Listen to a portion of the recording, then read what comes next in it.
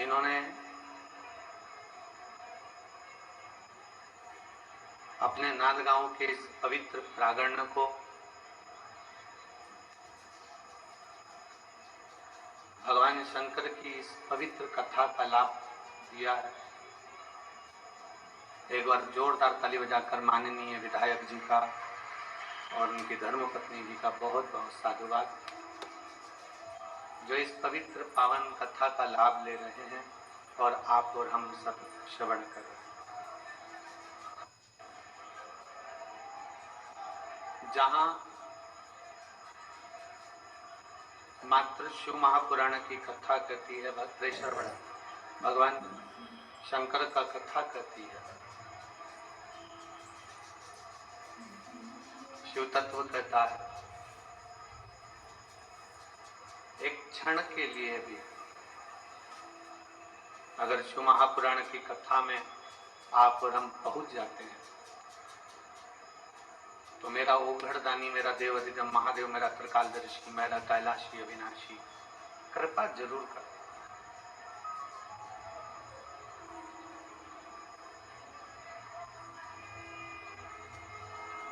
मैं माननीय आमदार सुहाजी अन्ना कांदे जी को बहुत बहुत इस बात के लिए धन्यवाद दूंगा कि पितृपक्ष के अंदर ये कथा नांदगांव वालों को सुनने का सौभाग्य मिला है। पितृपक्ष के अंतर्गत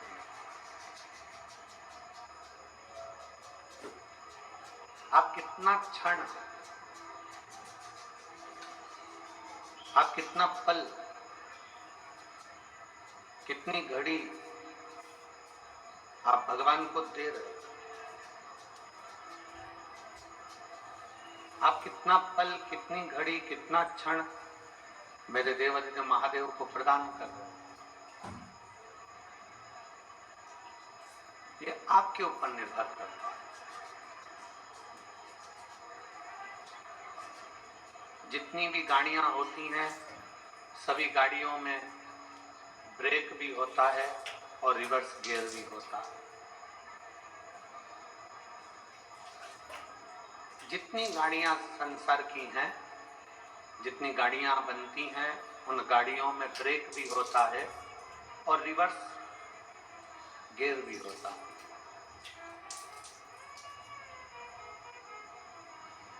पर मेरे भोले बाबा ने जो समय बनाया है, मेरे भोले बाबा ने जो काल बनाया है, समय बनाया है, समय चक्र बनाया है, इस समय रूपी गाड़ी में ना ब्रेक है, ना रिवर्स गियर। इसमें ब्रेक भी नहीं है और रिवर्स गियर भी नहीं।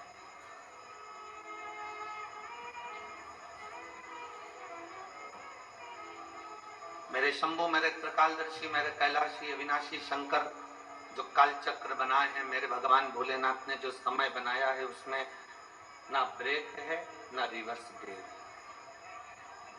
दोनों नहीं। समय रुकता नहीं है और जो समय चले गया वो पलटकर वापिस आता नहीं। गाड़ी पीछे आ सकती है, गाड़ी में ब्रेक लग सकता है, सब कुछ हो सकता है,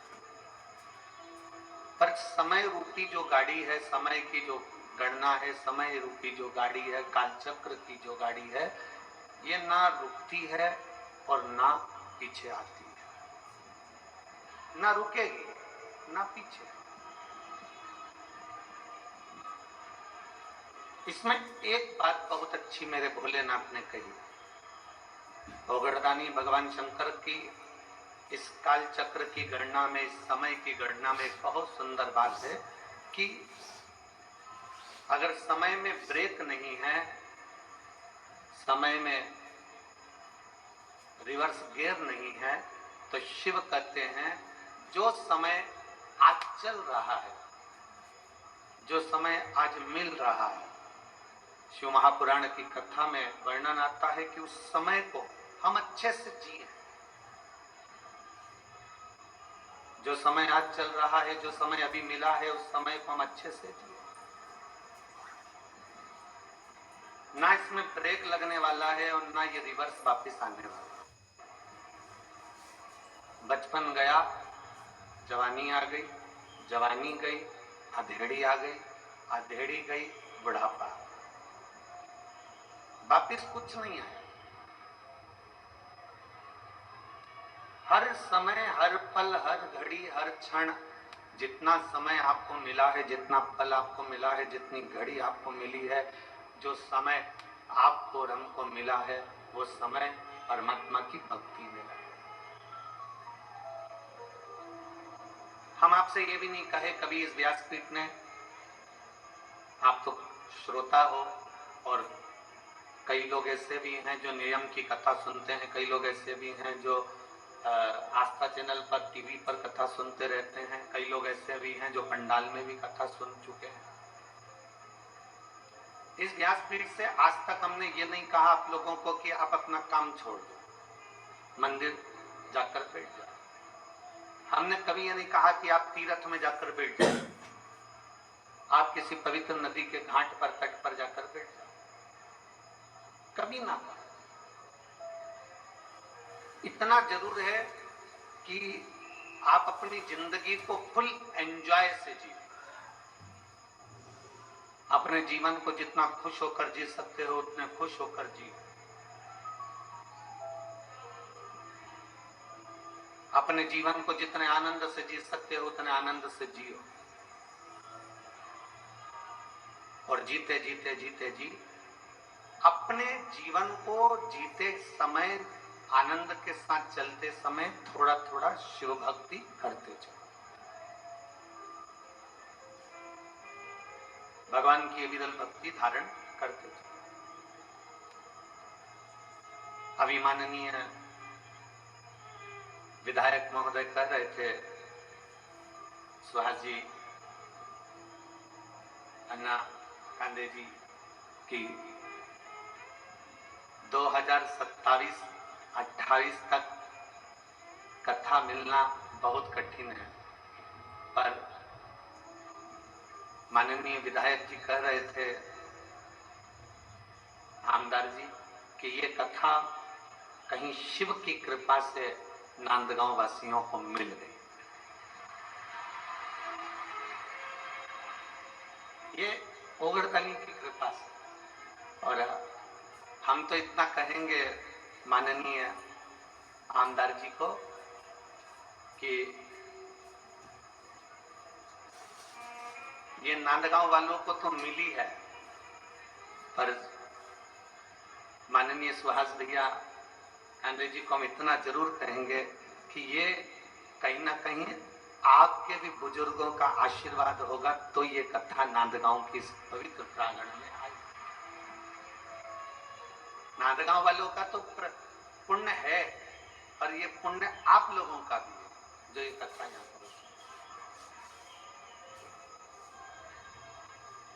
अब इस कथा में से आप और हम कितना ले सकते हैं, इस कथा में से आप और हम कितना ग्रहण कर सकते हैं, कितना प्राप्त कर सकते हैं, कितना ले सकते हैं, ये आपके और हमारे ऊपर निर्भर करता है।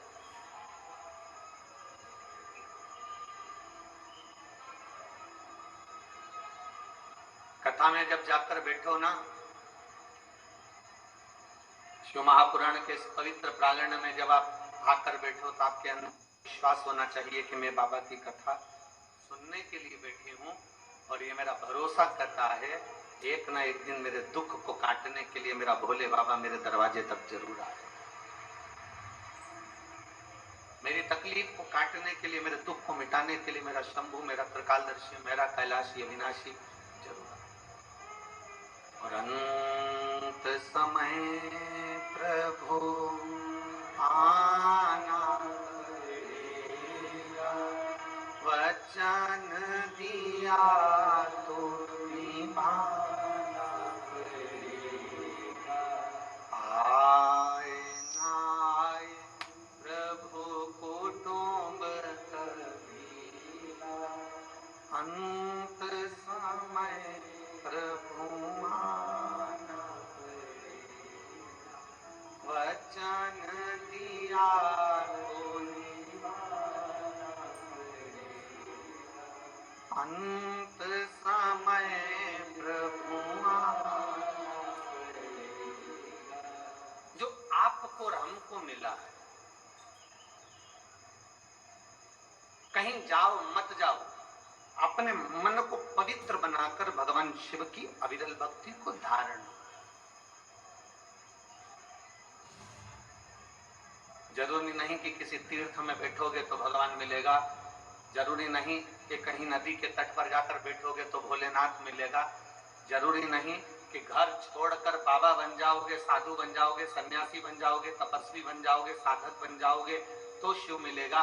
शिव महापुराण की कथा कहती है हमें बाबा नहीं बनना है। शिव महापुराण की कथा कहती है हमें बाबा नहीं बनना। शिव महापुराण की कथा कहती है हमें बाबा का बनना है, हमें भोलेनाथ का बनना है।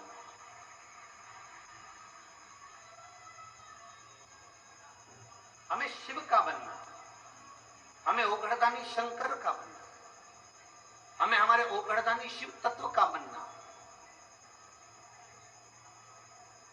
अगर कोई आपसे कह दे अपना घर छोड़कर बाबा बन जाना, ना ना कह देना सीवर वाला महाराज मना करा, हमें बाबा नहीं बनना, हमें बाबा का बनना है। बाबा बनना अलग बात और बाबा का बनना अलग बात।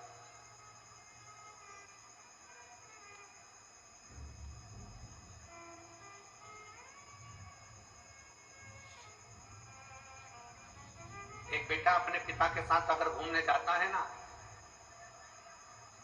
अगर बेटा पिता के साथ घूमने जा रहा है और बहुत भीड़ है, बहुत भीड़,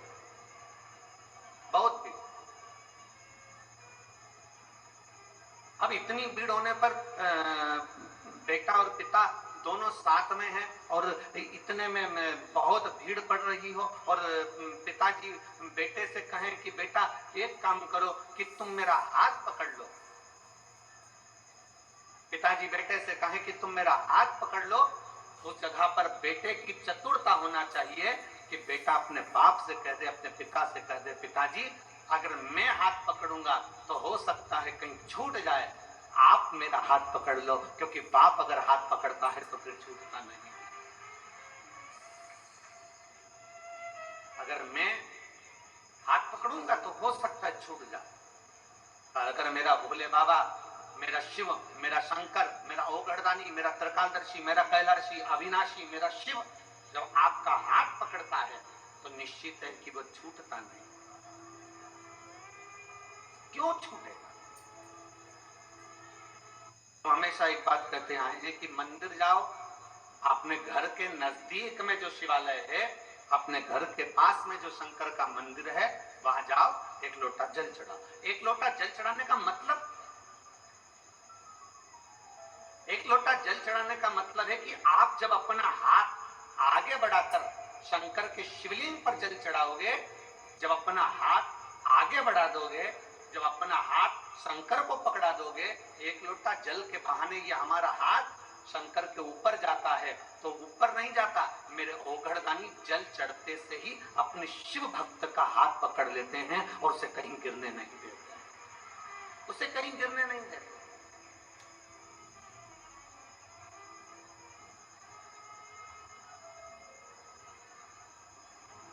हमारे पास में कई लोग सूचना करते हैं, गुरुजी आप अपनी कथा में वही की वही भजन दोहराते रहते हो, आप अपनी कथा में वही की वही लाइन दोहराते रहते हो, बार बार इतनी कथा सुनी हमने, आपके भजन वही चलते हैं, आपकी लाइनें वही चलती है कथा में, आपके जो भजन की टिप है वो वही की वही चलती है। उसका कारण क्या है? हम पूरे शिव भक्तों से इतना चाहते हैं कि जो शिव महापुराण की कथा में भजन या एक लाइन कीर्तन की बोली जाती है, वो लाइन आप भी गुनगुनाओ, तो कभी शंकर के मंदिर में खड़े होगे तो बाबा के मंदिर में भी आपको वो लाइन का स्मरण होगा कि अंत समय प्रभु। जितने बैठे हो साथ गाइए, वचन दिया तो आए ना आए प्रभु कुटुंब अंत समय प्रभु। हम बार बार उस लाइन को इसलिए गुनगुनाते हैं कि आपकी चित्तवृत्ति में बैठ जाए कि अंत समय में उस भोले को बुलाना, अंत समय में उस परमात्मा को बुलाना, अंत समय में उस शिव को बुलाना। और जब हम ओगड़दानी, त्रिकालदर्शी, कैलाशी, अविनाशी भगवान शंकर को भजेंगे, उसका स्मरण करेंगे, तो वो कैसे ना आए। कल एक कथा अपन सुन रहे थे, श्रवण कर रहे थे सुखदेव जी महाराज, भगवान सुखदेव जी महाराज की कथा का आप और हमने स्मरण किया। जब हम भगवान शंकर की कथा का पवित्र स्मरण कर रहे थे तो उसमें एक प्रसंग में 3 बातें राजा जनक जी ने, राजा जनक जी ने 3 बातें श्री सुखदेव जी महाराज से कही। उसमें एक बात राजा जनक जी ने सुखदेव जी से कही कि सबसे बड़ा आश्रम गृहस्थाश्रम होता है।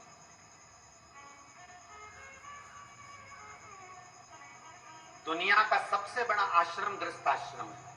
साधु बनना सरल है, सन्यासी बनना सरल है, तपस्वी बनना सरल है, साधक बनना सरल है, उपासक बनना सरल है, पर अपने घर में, अपने परिवार में अपनी पत्नी, अपने पति, अपने बच्चे, अपने भाई, अपने बंधु, अपने सखा, अपने मित्र, अपने दोस्त और अपने अपनों के साथ में घर में रहना बड़ा कठिन।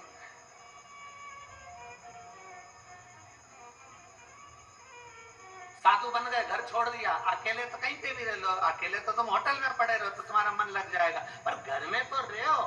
घर में इधर से माता जी कुछ कहे, उधर से पिताजी कुछ कहे, उधर से पत्नी कुछ कहे, उधर से पति कुछ कहे, उधर से भाई कुछ कहे, बहू कुछ कहे, उधर से रिश्तेदार कुछ कहे, तब घर में रहना बड़ा कठिन हो जाता है। साधु बनना सरल है, तपस्वी बनना सरल है, साधक बनना सरल है, उपासक बनना सरल है, सन्यासी बनना सरल है, और गृहस्थी बनना सबसे कठिन। दुनिया का सबसे कठिन काम है गृहस्थाश्रम में रहना।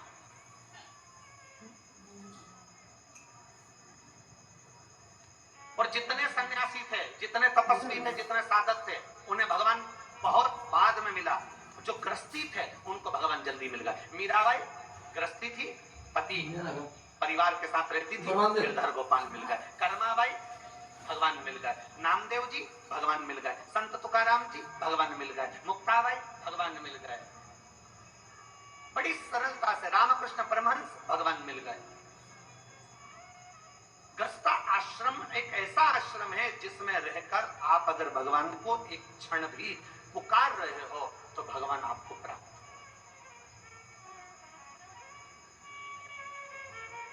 गृहस्थ आश्रम में अगर आपने परमात्मा को पुकारा, एक क्षण भी पुकारा, तो परमात्मा आपको मिल, भगवान आपको मिल। राजा जनक जी ने सुखदेव जी महाराज से कहा कि गृहस्थ आश्रम में पढ़े, शादी करिए। सुखदेव जी महाराज ने कहा, मैं और शादी, विवाह कैसे करें? मैं शादी कैसे करूं? नहीं, शादी तो करना पड़ेगा, गृहस्थाश्रम में पढ़ना पड़ेगा, तो मैं किससे शादी करूं? सुखदेव जी महाराज ने पूछा राजा जनक जी से, आप मेरे गुरु हो, आप आज्ञा करिए कि मैं विवाह किससे करूं? इतने में राजा जनक जी ने कह दिया, जन्म, मरण और परण। जन्म, डॉक्टर बोल भी देना कि इतनी तारीख तक डिलीवरी हो जाएगी, इतनी तारीख तक जापा हो जाएगा, पर जब तक मेरा बाबा ना चाहे तब तक जन्म नहीं हो सकता। जब तक मेरा बाबा ना चाहे तब तक जन्म नहीं हो सकता। जन्म, मरण, किसी ने हाथ देखकर कह दिया, पत्रिका देखकर कह दिया, खूब लंबी उम्र है, खूब जियोगे, 80 साल, 90 साल, 100 साल, खूब लंबी उम्र है। मालूम पड़े अटैक आया, निपट गया, बैंक का खाता बंद, समाप्त। चल, अब तो किसी ने, महाराज जी तुमने तो पत्रिका देखकर कहा था कि उम्र बहुत है, तुमने हाथ देखकर कहा था कि उम्र बहुत है, और ये तो अटैक आए और चले गए। और किसी किसी को डॉक्टर ने कह दिया कि इसकी अंतिम सांस चल रही है, इसको घर ले जाओ। उसको घर ले गए, 4 बार गोबर से लीप के नीचे सुला दिया तो भी प्राण नहीं छूटे। वो जैसी की जैसी थी, वो जैसा की जैसा ही था, मरा ही नहीं। जन्म, मरण, और तीसरे नंबर पर है परण। परण मतलब शादी, विवाह। किसके साथ होगा, कब होगा, कैसे होगा, कहां होगा, ये उसने निश्चित कर रखा। परण ये उसने निश्चित कर।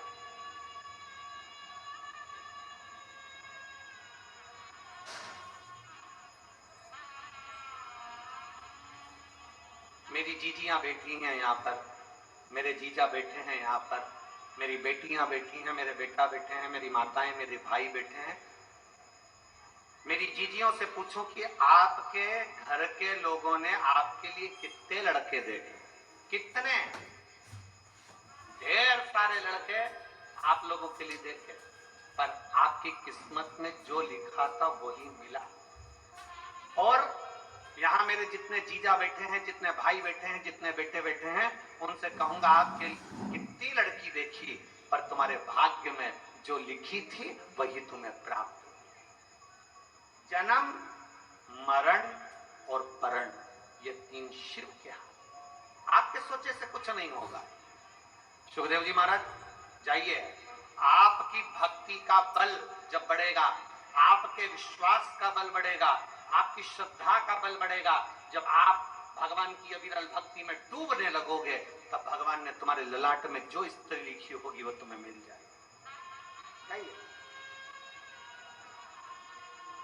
चले, सुखदेव जी महाराज वन में पहुंच गए।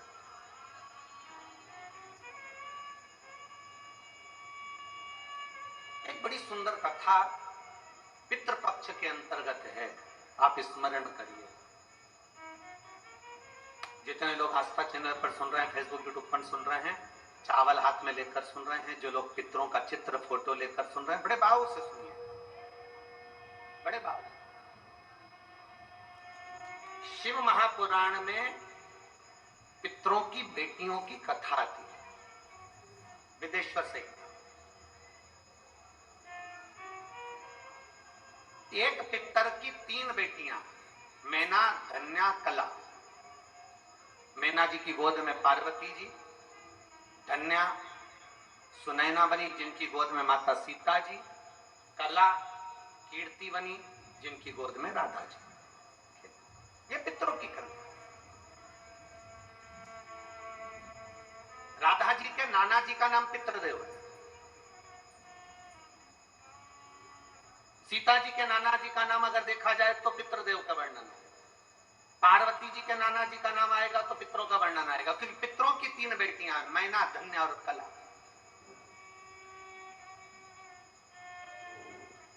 पितरों की 3 बेटियां, और ये तीनों बेटियां आनंद के साथ बैठी थी, और तीनों बेटियां भ्रमण करते करते कहीं पितृलोक में घूम रही थी। पितृलोक में जाते जाते बीच में सनकादि ऋषियों पर इनके वस्त्र का एक अंश, इनके वस्त्र का एक भाग सनकादि ऋषियों की जंघा पर पड़ गया।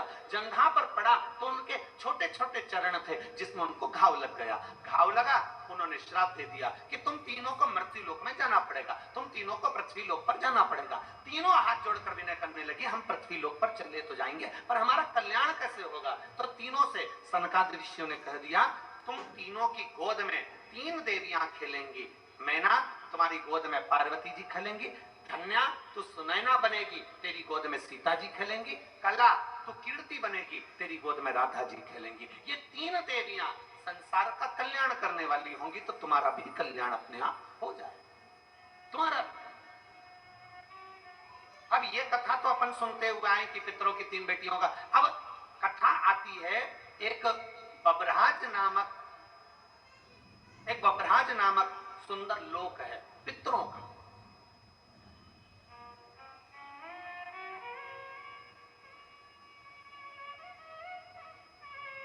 बब्रहाज नामक एक सुंदर पितृलोक है, बड़ा सुंदर पितृलोक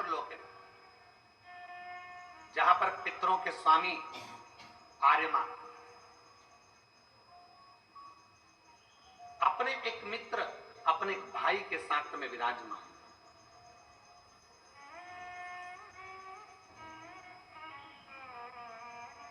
बभ्राज नामक लोक में बहिर्पक्ष नामक एक पितृदेव रहते हैं। पितृदेव, अब आपके स्मरण में रहे कि पितरों के लिए खीर बनाई जाती है, पितरों के लिए चावल की खीर का निर्माण किया जाता है, पितरों के लिए माश की दाल मतलब उड़द की दाल का प्रयोग किया जाता है, पितरों के तुरई गिलकी का प्रयोग किया जाता है। ये हमारे यहाँ कई लोग कहते हैं कि साहब आपने माश की दाल अर्थात उड़द की दाल का या तो दही बड़ा बनाना था, या आपको मंगोड़ा बनाना था, या आपको इमरती बनाना थी, और खीर पितरों के लिए जरूर बनाना थी। तो ये कहाँ, क्यों, किस लिए, किस लिए?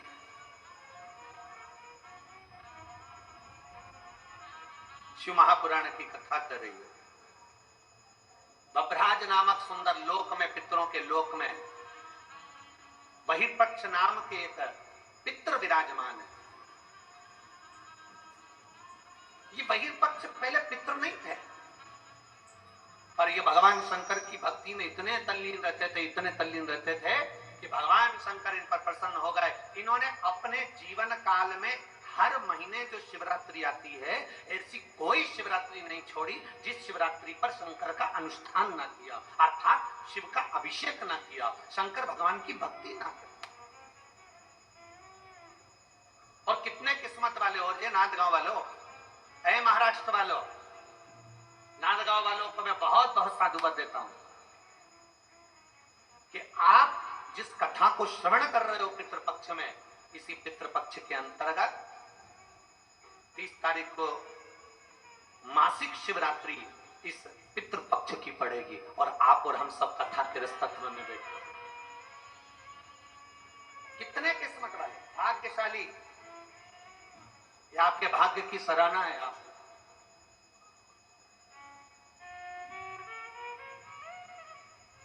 और आज कितनी तारीख है?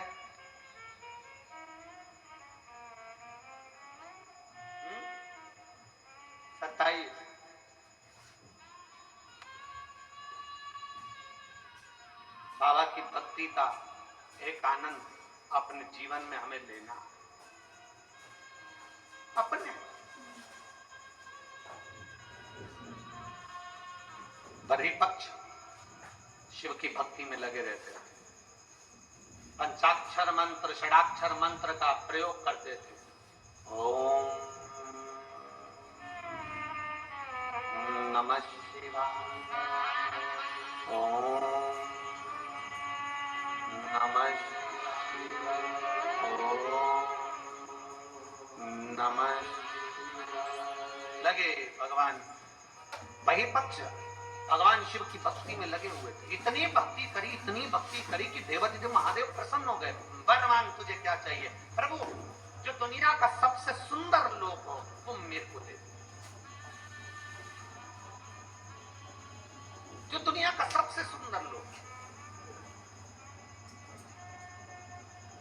कई लोग कहते हैं गुरुजी हमारा दुख नहीं कट रहा, हम बड़े तकलीफ में, हमारा दुख नहीं कट रहा, हमारा दुख बड़ा परेशान करे जा रहा है, हमारा दुख नहीं कटता, हमारा दुख समाप्त नहीं होता। हमारा निवेदन है, जब रावण, हमारे लोग कहते हैं हमारी समस्या समाप्त नहीं हो रही, हमारी समस्या खत्म नहीं हो रही। हम कहते हैं जब रावण, कंस, हिरण्यकशिपु, हिरण्याक्ष,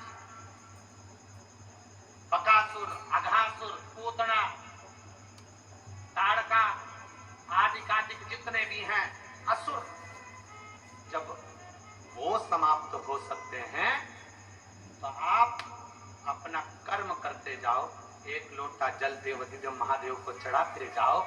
जब रावण समाप्त हो सकता है, कंस समाप्त हो सकता है, तो तुम्हारा भी समाप्त जरूर होगा, निश्चित। बच्चे कि थोड़ा समय लगेगा, थोड़ा आप लोगों को, आप सोचे कि हमने तो आज से जल चढ़ाना प्रारंभ करा, कल हमारा काम हो जाए, कल से जल, एक पत्र है,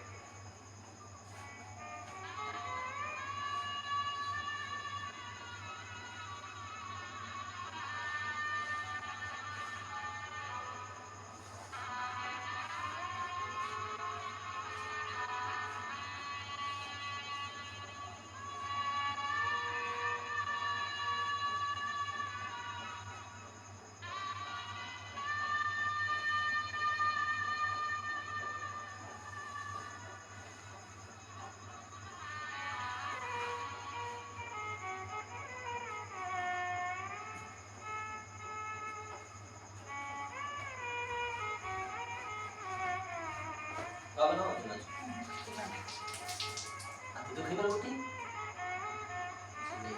यार रोटी तो सुंचिता जितेंद्र पाटोले, लक्ष्मी नारायण लांस, धुलिया, महाराष्ट्र। कहीं बैठे हो तो हाथ हिला सकते हैं। आ जाइए, बेलपत्र ले जाइए, आ जाइए, आ जाओ। गुरुदेव, मुझे एक बेटा और 2 बेटियां हैं। मेरे पति बस कंडक्टर हैं, सब कुछ है भी और नहीं भी। गुरुदेव,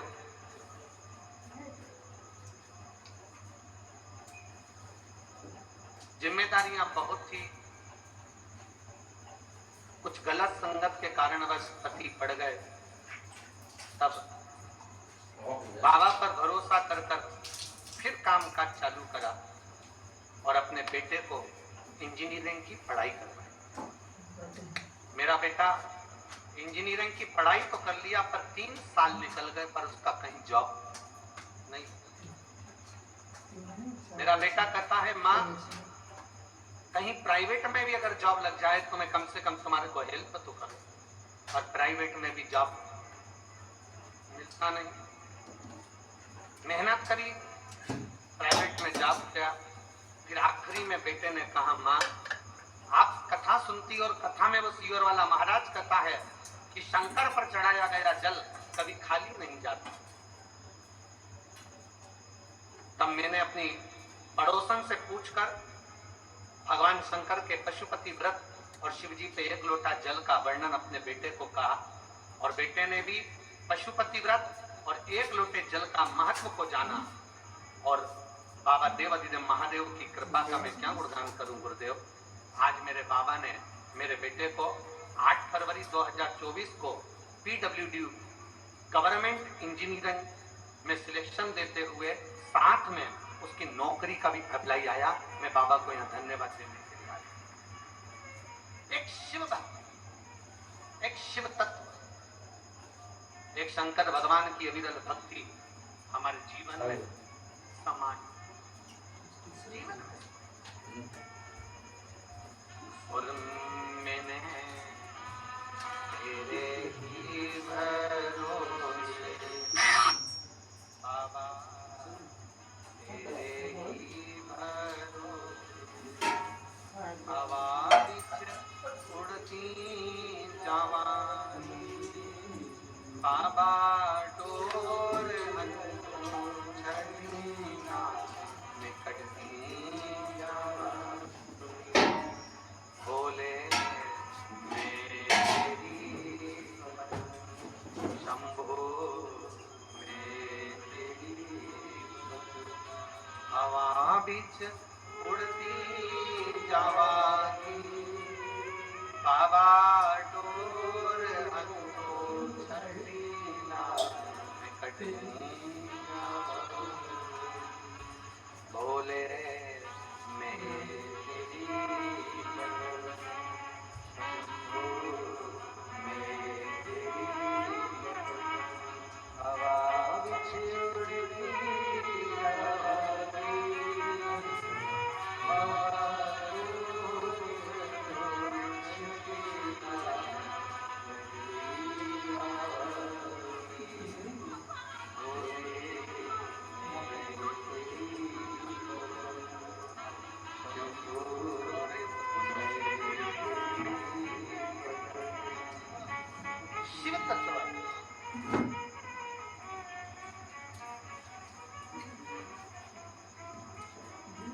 एक बहन का बेटा PWD में लग गया और दूसरी जो आई है 8 साल से बेटा सरकारी नौकरी की तलाश में था।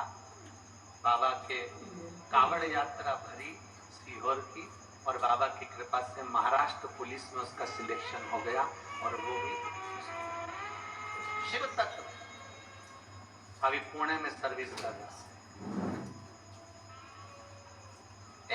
विश्वास, एक भरोसा, एक दृढ़ता।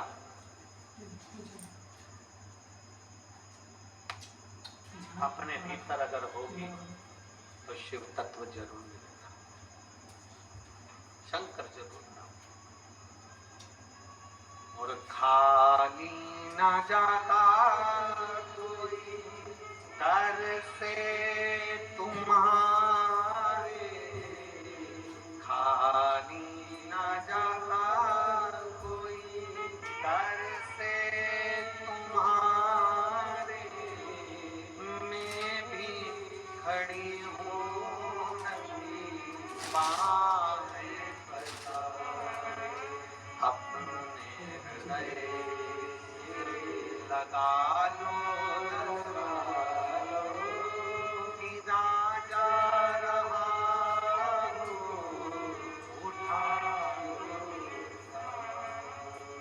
भोले अपने दर से, अब तो ना टालो, गिरी जा रही हूँ, उठा लो भोले अपने दर से, अब तो ना टालो, गिरा जा रहा हूँ,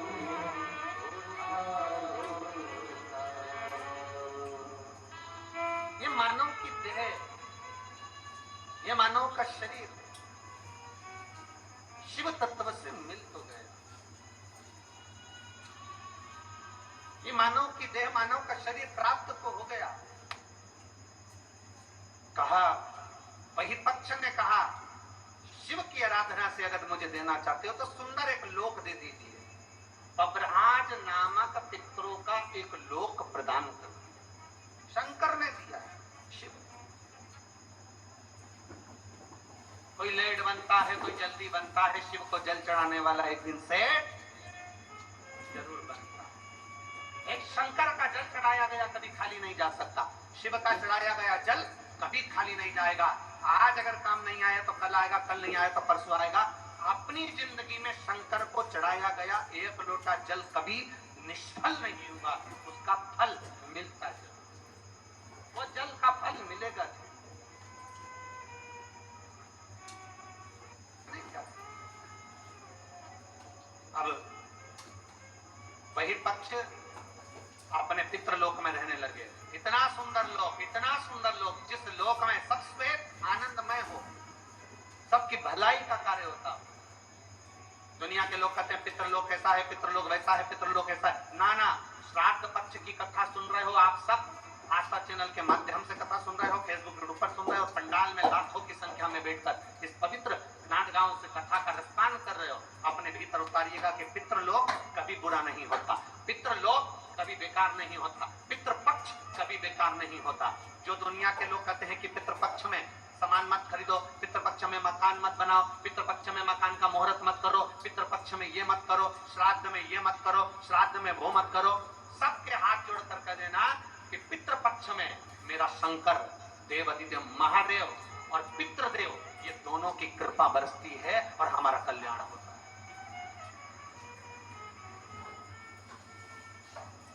पितृपक्ष कभी बेकार नहीं होता, पितृलोक कभी बेकार नहीं है, श्राद्ध पक्ष कभी बेकार नहीं होता।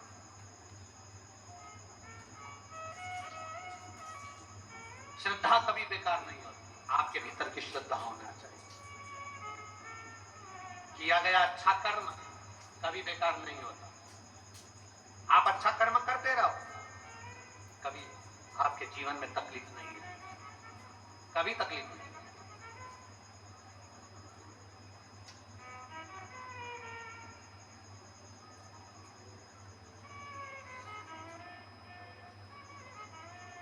कल हम जब आमदार श्री सुहाजी अन्ना जी के साथ में जब जा रहे थे यहाँ से, तो हमने उनसे एक बात कही कि सुहास भैया, ये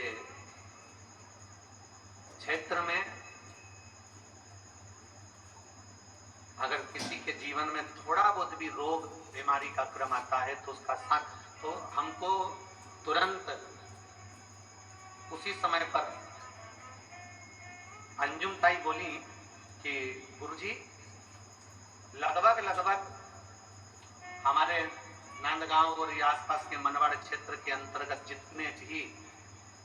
जितने भी लोगों को आंखों में तकलीफ होती है उसकी जांच कराना, जांच के साथ में उनको चश्मा लगवाना और उनका मेडिकल चेकअप करवाना, एम्बुलेंस की सुविधाएं, एम्बुलेंस उनके दरवाजे तक भेजना और उसका कोई शुल्क नहीं। हमने तुरंत श्रीमती अंजुम ताई के शब्द सुनकर हमने उनको धन्यवाद दिया कि आप दोनों को ये साधुवाद है कि आज के जमाने में सबसे ज्यादा महंगा होता है मेडिकल और आप इन साधारण सहज लोगों के लिए, आपके क्षेत्र के लोगों के लिए आपने इतनी सुविधा दे रखी है, उसके लिए मैं आपको साधुवाद देता हूँ। ये साधुता है आप। हम अपनी कथा में बार बार कहते हैं अगर आप किसी को 1 रुपया नहीं दे सकते मत दो, आप किसी को चवन्नी नहीं दे सकते मत दो, पर इतना जरूर करो। कोई बच्चा पढ़ना चाहता है, किसी बच्चे को एजुकेशन चाहिए, उस बच्चे को एजुकेशन की जरूरत है, आप उसके पास में पैसा नहीं, आप उसको एजुकेशन दीजिए। मैं आपको सवाल दिया, धन्यवाद देना चाहूंगा कि आपके क्षेत्र की एक एक बेटी को निःशुल्क आप कॉलेज की पढ़ाई करा रहे हो, उसके लिए साधुता है आपको उसके लिए साधुता है। एजुकेशन की जरूरत है, एजुकेशन दीजिए। हमने फिर कहा आप 1 रुपए का दान किसी को नहीं दे सकते मत दो। अपने नजदीक में कोई रह रहा है, उसको बीमार है, तकलीफ में है और आपके दरवाजे पर अगर कोई आकर अलग जगा रहा है कि भैया मेरे यहाँ तकलीफ है और आपको ये बीमारी मालूम पड़े, आपका सहयोग मिल जाए, उससे बढ़कर और क्या चाहिए। इससे बढ़कर दुनिया का कुछ सुख नहीं है। आप 1 रुपए किसी को मत दो, नहीं देते मत दो, पर कोई भूखा है उसको भोजन करा दो, कोई प्यासा है उसको पानी पिला दो। आपके हाथों से सत्कर्म करते चलिए। सत्कर्म क्या पूछेगा ऊपर भोलेनाथ? अरे ओ नांदगांव वालों, ऊपर जाएंगे अपन तो भगवान क्या पूछेगा? तूने पाप कितने किए ये पूछेगा? अरे बोलो तो जम के नहीं, भगवान तुम्हारे जैसा फ्री नहीं है जो पाप पूछेगा कि पाप कितने किए। जैसे अपन लोग फ्री रहते ना तो दुनिया का बच्चे ही देखते रहते, उसने क्या बुरा करा, क्या बेकार करा, क्या किया, अपन 24 घंटे बस इसी में लगे थे। भगवान ऐसा फ्री नहीं बैठा कि तुमसे पूछेगा तूने पाप कितना किया। भगवान तुमसे ये भी नहीं पूछेगा कि तूने पुण्य कितना किया, ये भी परमात्मा नहीं पूछेगा। उसके पास में डायरियां बनी हुई है तेरे पाप की, तेरे पुण्य की। जब अपन पैदा हुए अपने अंदर एक सिम फिट करके जन्म दिया है परमात्मा ने, उसके पास सारा लेखा जोखा, एक बटन दबाएगा तेरे पाप और पुण्य का लेखा उसके पास आ जाएगा कि कहां भेजना है। पहले का समय था कि चित्रगुप्त महाराज खाता देखते थे, आजकल चित्रगुप्त महाराज की लैपटॉप रखते हैं। पहले का समय था कि चित्रगुप्त महाराज खाता देखते थे, आज के समय में चित्रगुप्त महाराज लैपटॉप रखते हैं, एक बटन में दबाते हैं, बस दबाते थे देख लेते कितना पाप कितना पुण्य। बस उसी तरह भगवान तुमसे नहीं पूछेगा कि तुम्हारा पाप कितना किया, भगवान तुमसे नहीं पूछेगा कि तुमने पुण्य कितना करा, पर भगवान तुमसे जरूर पूछेगा कि तेरे को मनुष्य का शरीर दिया था, पृथ्वी पे जाके एंजॉय कितना किया, खुश कितना रहा, सुखी कितना रहा, तूने अपने आनंद में जीवन को कितना जिया। ये मानव का शरीर बार बार नहीं मिलता। 83,99,999 जन्म निकलने के बाद 84,00,000 नंबर का जन्म है मनुष्य का जन्म। और उस मनुष्य के जन्म में तूने भजन नहीं करा, मनुष्य के जन्म में तूने भक्ति नहीं करी, मनुष्य के जन्म में तूने किसी प्यासे को पानी नहीं पिलाया, मनुष्य के जन्म में तूने किसी भूखे को भोजन नहीं कराया, अपनी प्रसन्नता में जिया नहीं, पूरी जिंदगी रो रो के मर गया। कभी अभी हमने कथा में कहा था छत्तीसगढ़ में बचपन में होमवर्क, जवानी में होम लोन और बुढ़ापे में अलोन बिलोन, जिंदगी समाप्त।